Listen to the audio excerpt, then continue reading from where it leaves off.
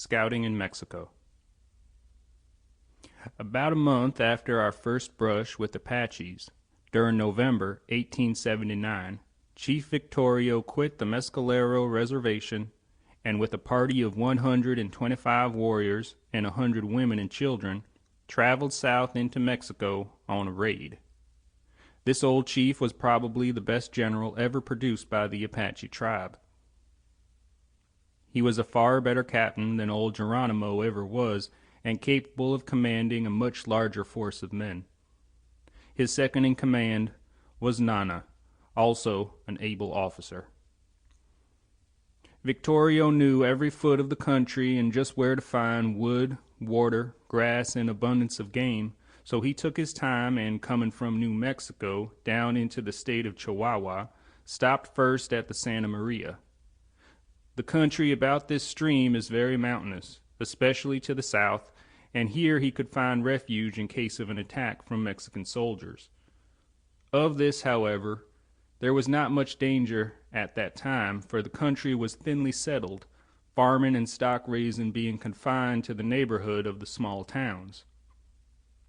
Gradually, Chief Victorio moved down into the Candelaria Mountains, approaching them from the northwest.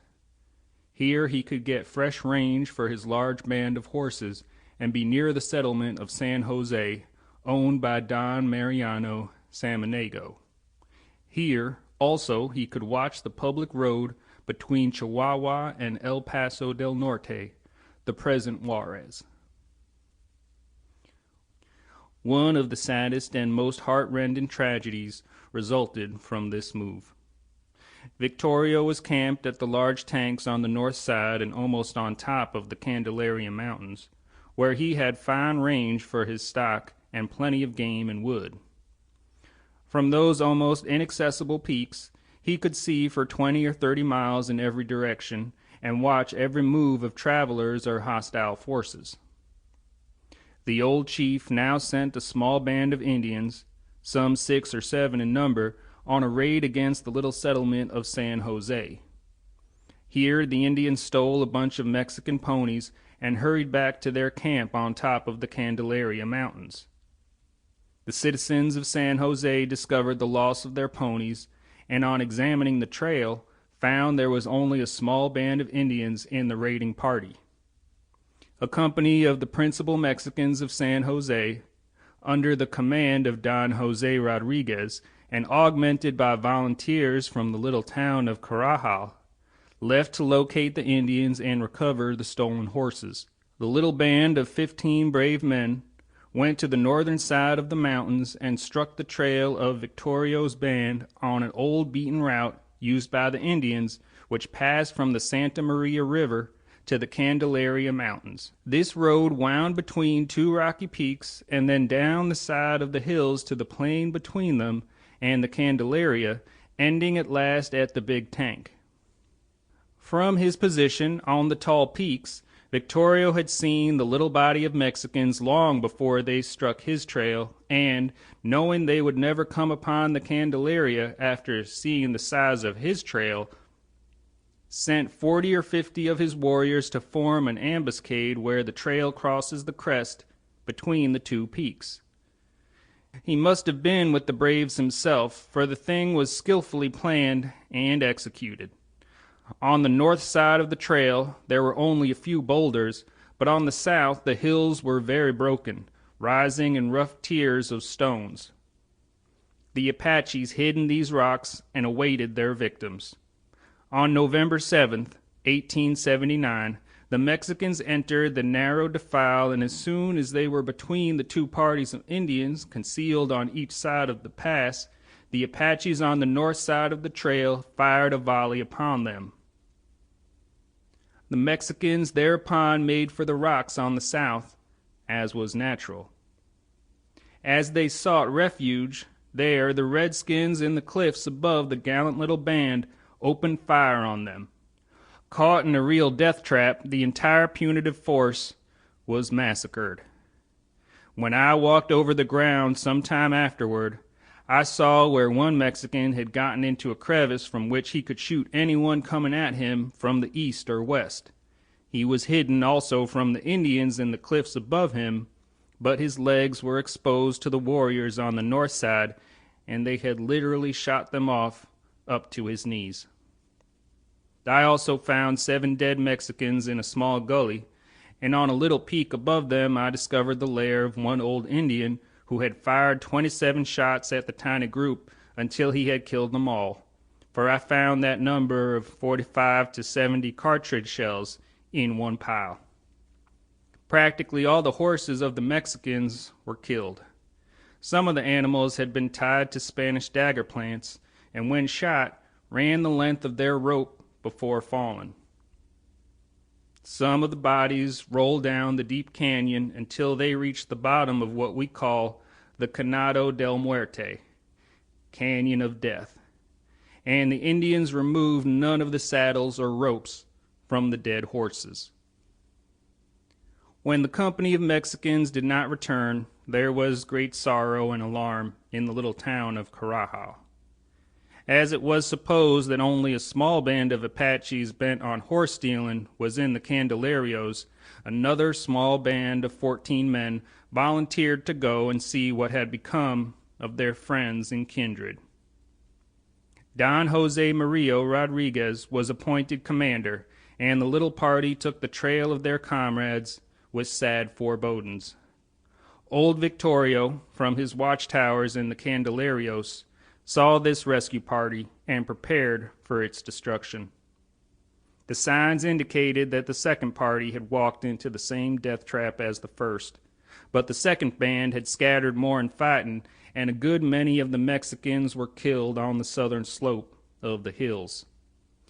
2 had attempted to escape on horseback, but were followed and killed.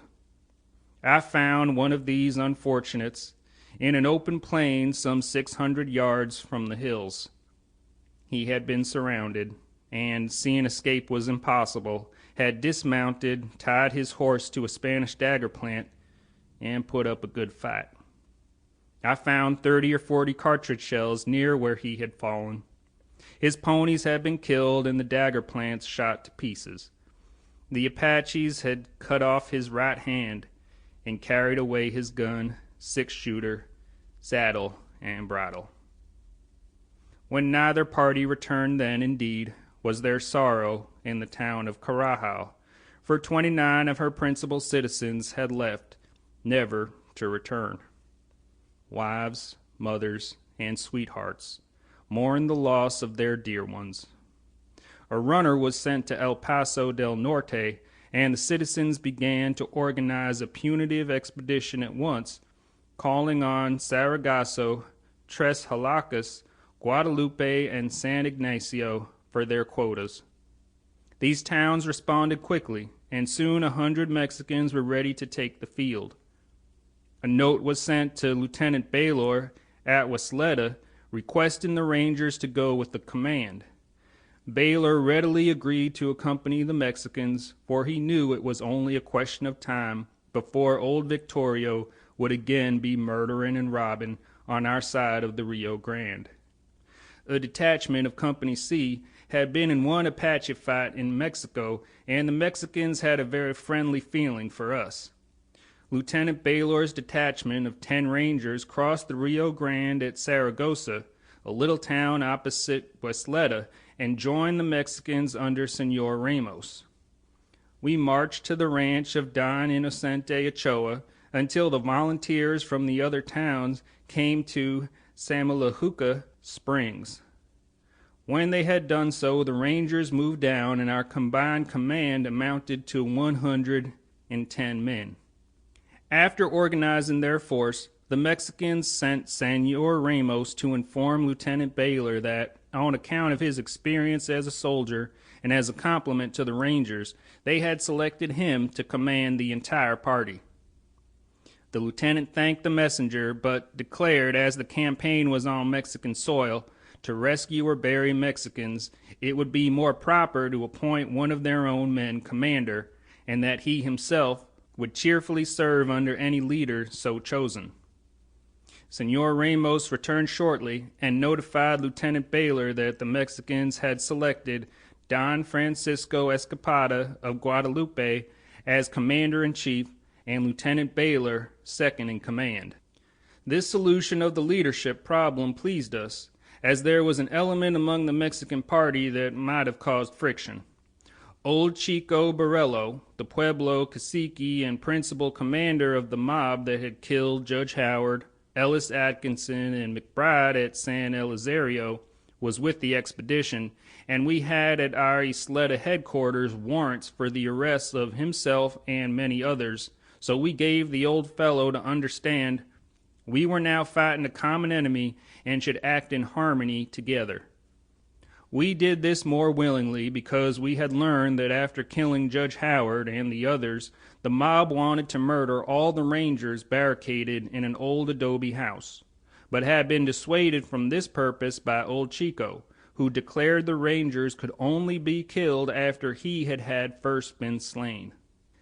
Leaving one wagon at the Ochoa Ranch and taking 3 days' rations cooked and more in case of a siege, we went out in the night to avoid Victorio's spies. Don Francisco Escapada with Lieutenant Baylor were at the head of the column.